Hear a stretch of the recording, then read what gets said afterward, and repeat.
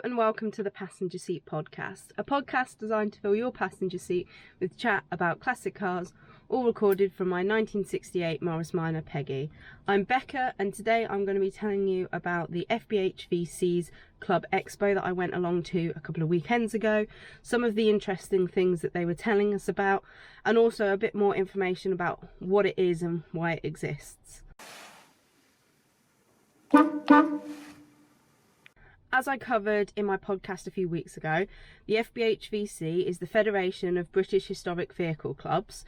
So it is a federation designed to best represent the clubs who are representing those who own various historic vehicles. So this can be cars, obviously, but it can be motorcycles, steam engines, buses, all sorts of things, lorries, everything. And they are essentially a really important body that represents the needs, make sure that kind of new pieces of legislation don't negatively impact this community that exists within the heritage sector. And so as part of this, they obviously go and represent our interests in various different political discussions, and things like that. They do a lot of talking to the DVLA, but also they host lots of things that kind of about translating this back to the historic clubs, also trying to provide useful information and things like that to these historic clubs so that they are best equipped to continue doing what they're doing and hopefully continuing to support the historic vehicles in the way that they do as well. So really important thing, and it's obviously something that I've been gradually highlighting in a few different ways on the channel. Obviously we talked about the survey happening about this time last year, and then a few weeks ago we talked about the survey results, and there's obviously Drive It Day, which has come up on the podcast quite a few times.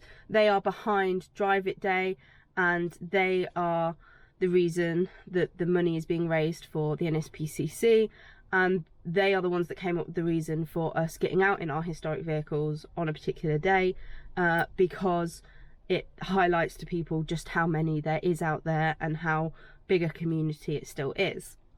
So, like I've hopefully summarised there, a pretty important body, and they have an AGM once a year for all of their member clubs. So to be a member club you have to basically pay to be part of it, and it's based on things like your membership size and things like that, and as a result of that you then get lots of information fed back to you. You might be approached for different perspectives or representations and things like that.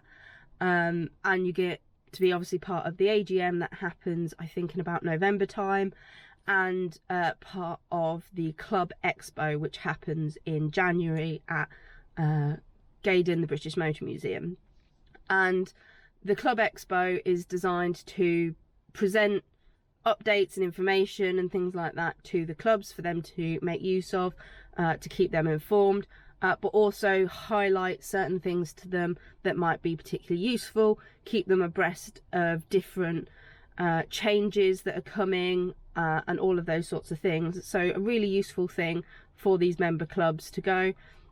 You get to go along if you are a member club, and I was really fortunate that as I do some work for the Singer Owners Club, I got asked to go along with them to see what was going on and get to experience that. So really grateful that I got to go and see it, because there was lots of really interesting information that was obviously useful to my work with car clubs, but also I think really interesting for some of you guys to hear about.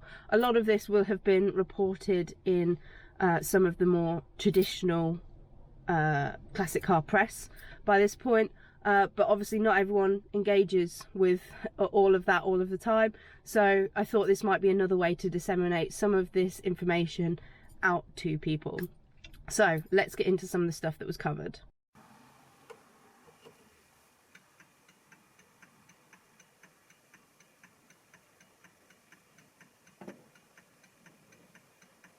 So first up on the agenda was the discussion of becoming a UNESCO heritage site, sort of. Heritage sites are probably something that we're all quite familiar with. So for example, like Stonehenge and things like that. These are historic heritage places that are landmarked by UNESCO as really key to cultural heritage and really important for preservation purposes and remaining protected in some way, shape or form from like development and things like that. So Stonehenge is a really good example. Now what UNESCO set out to do, I believe about 20 odd years ago, was to start documenting what they were calling intangible heritage. And once this stuff was documented, they are then going to start working towards working out how to best protect these forms of heritage. So by intangible heritage, this is the stuff that isn't a physical place or a physical thing, but instead is the experiences and rituals or things like that that happen around a thing.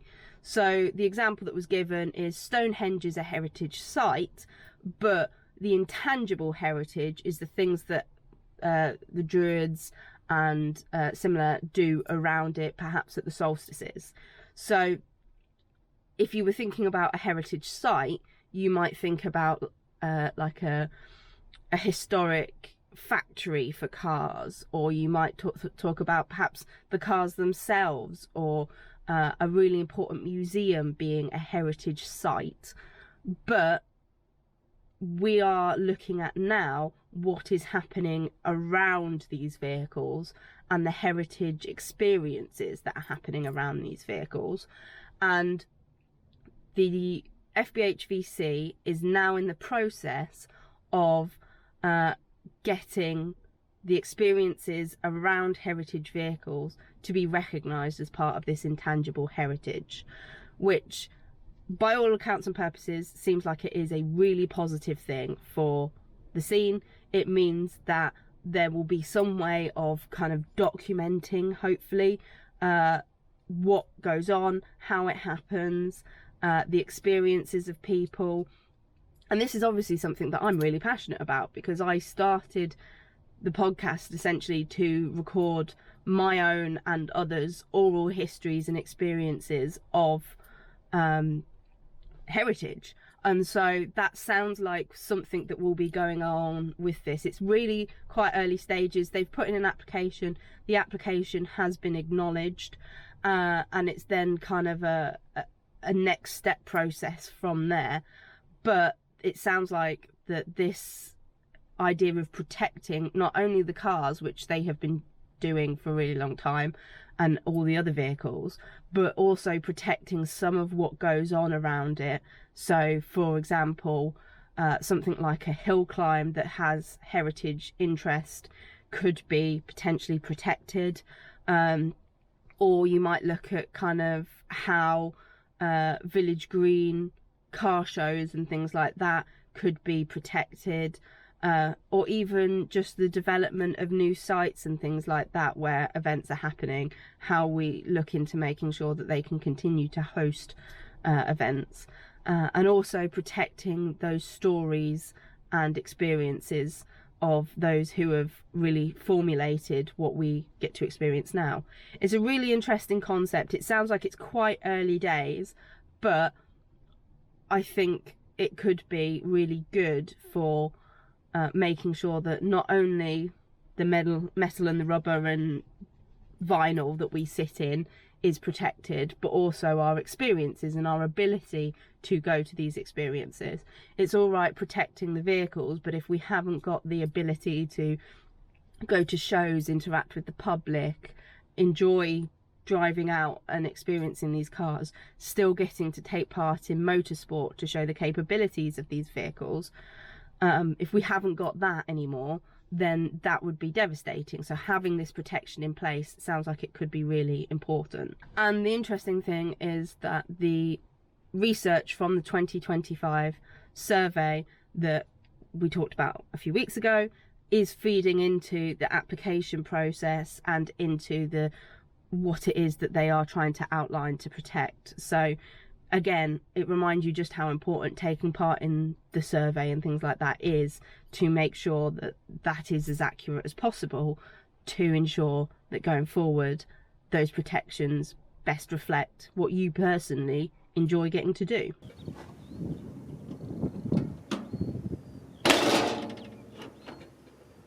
Next up, there was some discussion about the survey results, and those were kind of briefly presented, and they did say that there was an opportunity to go and ask people kind of afterwards about some of the information that was presented, but I didn't really quite get a chance to do that.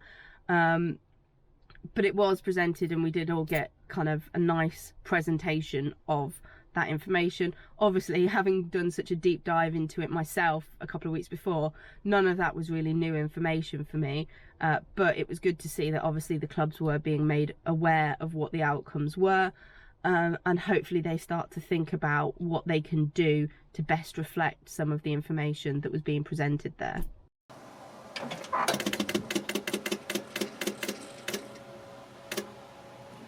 The next up big, interesting, chunky bit of information was a fuels update from the FBHVC's fuels expert, Nigel Elliott, who I think had spent many years working within the fuels sector. So it's quite interesting when you look at who these directors are and experienced people are who are giving this information and working with the FBHVC, either as directors or other roles. A lot of them have come to these roles from industry with quite a lot of experience, and are then using that to protect the heritage sector, which I think is fantastic. He highlighted that this year is 5 years since E10 was introduced, and as a result the E5 protection grade was introduced, and so therefore this year there is an E5 review of if it's still kind of usable and viable, and if it is still relevant to have on the fuel pumps. He doesn't predict there to be much of a fuss about that. From what he understands, he thinks that there will be a very low level review, and it will continue to be as readily available as it currently is. The FBHVC are aware of the fact that there are some areas in the country where it is harder to get hold of than others, and this is something that they have been kind of trying to address, but there is an element of this being a protection grade, and not all E5s are protection grades, and so some stuff can be taken off of pump if it is not the protection grade, is my understanding of it. So what you want to do, if you are really concerned about E5 being no longer available at some point, is show that you are using it by using the ones that are kind of labelled as protection grade. From what I could understand, it was quite tricky because you couldn't ask lots of questions all of the time about it, but the stuff that is noted as protection grade is what they will then use to inform future reviews. So whilst we're not necessarily concerned about it in this 5-year window, it might well be that in another 5 years the situation is different, and so using stuff that is ranked as protection grade, that's what is being assessed. And so making sure that if you're keen to make sure that that's still available, that you use that stuff. Also interesting is the amount of E5 that's used versus E10. This is what explains the difference in the price for E5 versus E10. For E10, they use 1 tank a day on average at a fuel station or things like that to get through, whereas E5, it's about 1 tank a month. So that's why a lot of us will use E5 from places that is more frequently getting traffic coming through it, because the turnover there is going to be slightly more.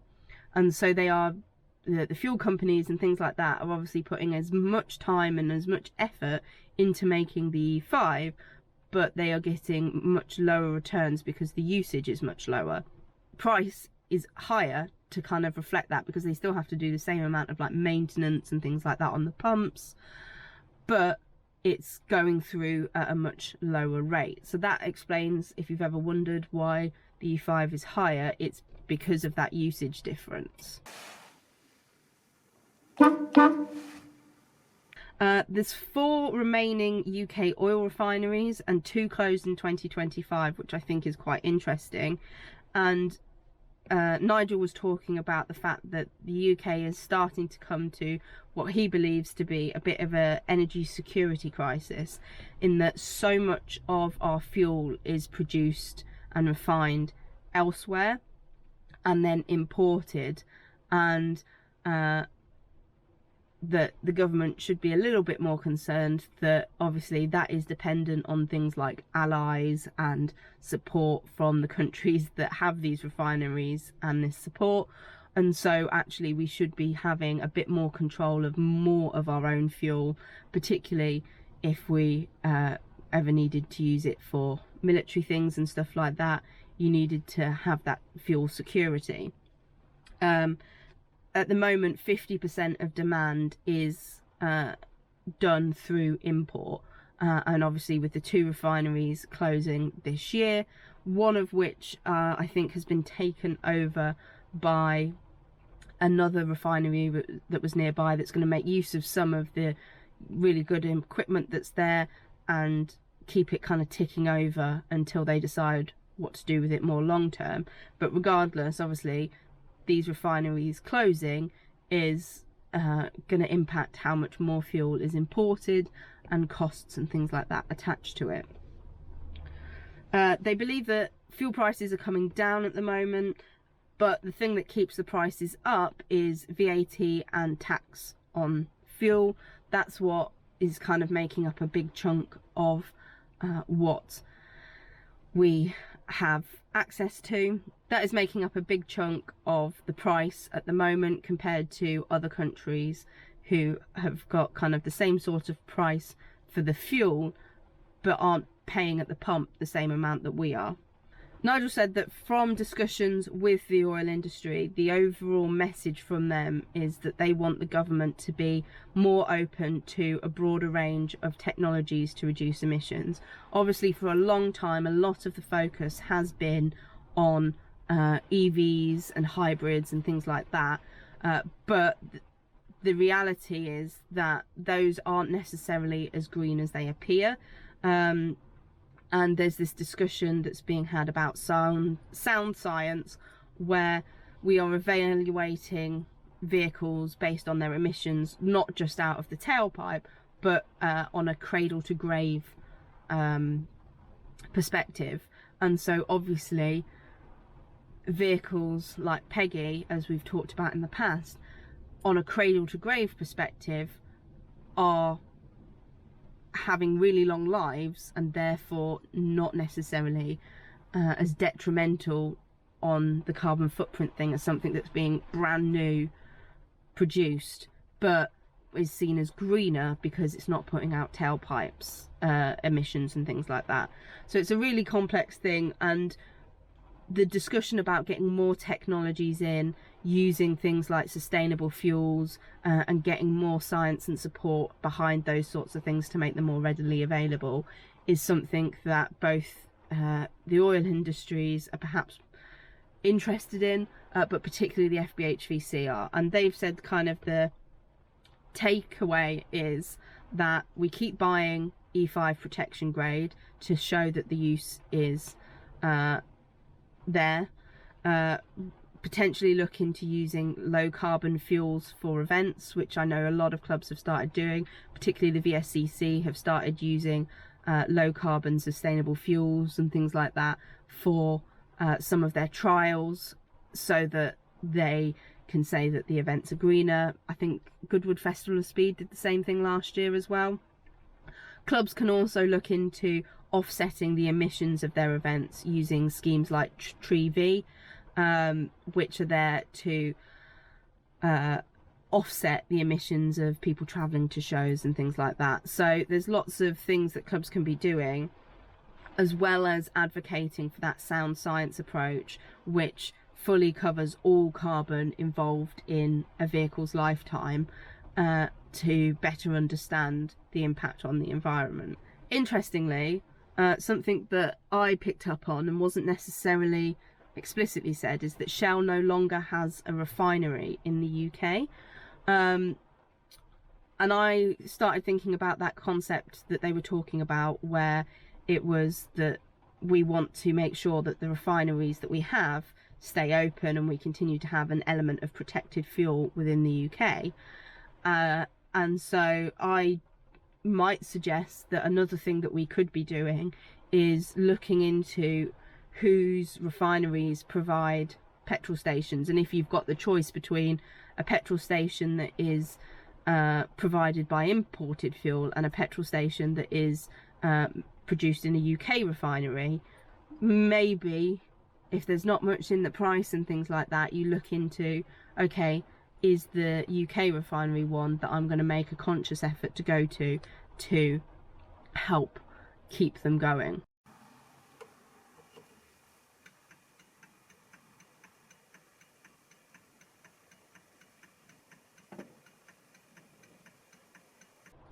So a really interesting topic, and if you're enjoying this and you want to learn more, as an individual you can become a member of the FBHVC, and you would get access to the recordings and things like that of all of these presentations through the website, or obviously if you are a club member who is a member of if you are a member club's member, then you can also look into getting access that way.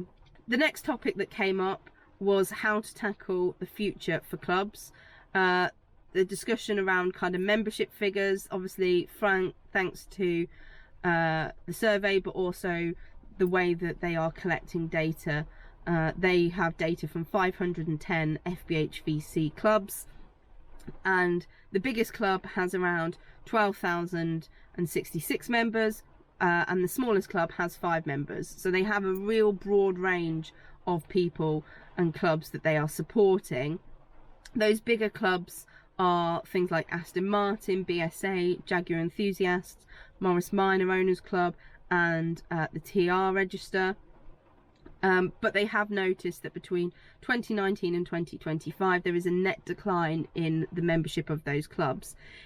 There was a peak in 2020 during COVID when a lot of people joined clubs, perhaps for the magazines and things like that, to keep a foot in the door with a lot of these clubs, and many people probably kept on that membership because what we find, I think, with a lot of car clubs is that once somebody is a member, they often continue to keep that rolling, but it did kind of plateau after that point. Whilst there is a net decline, they were pleased to report that 176 clubs increased their membership in that period. 52 clubs saw no change at all. The overall net decline is obviously not something we want to see, but there are some clubs that are making a difference to it. The survey suggested that the under 35s were showing the most interest in these historic vehicles, which the Secretary of the FBHVC, Mel Holly, noted are potentially low-hanging fruit for many clubs to get in. And it might well be that some of these people are involved in clubs according to Crossmember, but are not actively showing up in the membership numbers. So these are what Crossmember, a platform that a lot of clubs use for calculating their memberships, are deeming link members. So they are the children or grandchildren of people who are actively paid members, but are not actively members themselves, but are actively involved in the club. So perhaps coming along to events, or perhaps actively involved in the vehicle, working on the vehicle with parent or grandparent. So getting those translated into actual members, perhaps when they start to move out or things like that, encouraging those grandparents or parents to purchase that person a membership for themselves as a gift or something like that when they move out, might be something that clubs can cotton on to a little bit more. We had kind of a discussion following on from this about the idea of stabilising membership with an eye to growth, and this came from a club that have had to regularly combine with other clubs and things like that to keep themselves afloat. And the reason that they initially had to start doing this was this concept that he presented of Secretary Derrick, which they presented, but is actually, I think, something that a lot of car clubs are coming across. Secretary Derrick was initially a secretary for the club who gradually started taking on lots and lots of other roles as people stepped down and they couldn't find anybody else to do them, or as the needs of the club broadened and he found himself needing to fill in more of those roles. However, in this scenario, in 2016, this club's Secretary Derrick suddenly passed away, and the club were obviously trying to be respectful of the family members and things like that, but missed the opportunity to get hold of the documents that he was holding. By the time they got in touch with the family and said, really sorry for your loss, we hope you've kind of had opportunity to go through some of his things, could we possibly have the documents to do with this club? They had thrown those out, they'd got rid of the laptop with all of that information on, so they were really starting from scratch. Now, some of the big clubs that are out there, like the Morris Minor Owners Club, are in a fortunate enough position that they have kind of a more centralised approach, but a lot of smaller clubs are facing this, and even in those bigger clubs you will find these Secretary Derricks that are taking on more and more work, and the clubs are finding it much harder to fulfill these. And it's something that I've talked about before in terms of understanding that filling committee posts is something that younger people will find more difficult because of other commitments that they currently have going on. They tried the typical thing that I've seen so many car clubs say: if we don't get these people forward in this committee position, then the club won't exist, and nobody came forward. And it's a kind of thing that happens again and again. These clubs don't necessarily get someone coming forward. They also had ongoing issues of obviously the lack of documentation, but also the lack of processes being documented. So they presented this really important topic, I think, for a lot of the clubs that were in the room, of making sure that people document what their role is, what it involves, and really clearly define it. They use technology wherever possible, because it's easier nowadays to recover stuff from that if an individual loses that access, and documenting that process, and making sure that those things are planned for going forward. It's obviously an ongoing process for that club, and it's likely a process that a lot of clubs themselves are going through and so could relate to, or will see themselves going through in the coming years as people step away or unfortunately pass away.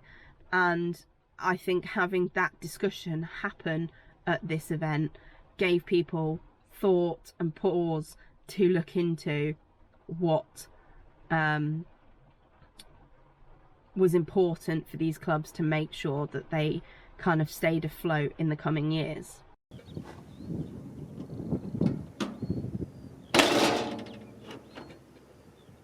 Now, I'm aware that I've talked for a really long time already, and I think I've covered a lot of stuff that I think a lot of you will find really interesting and perhaps want to look into further.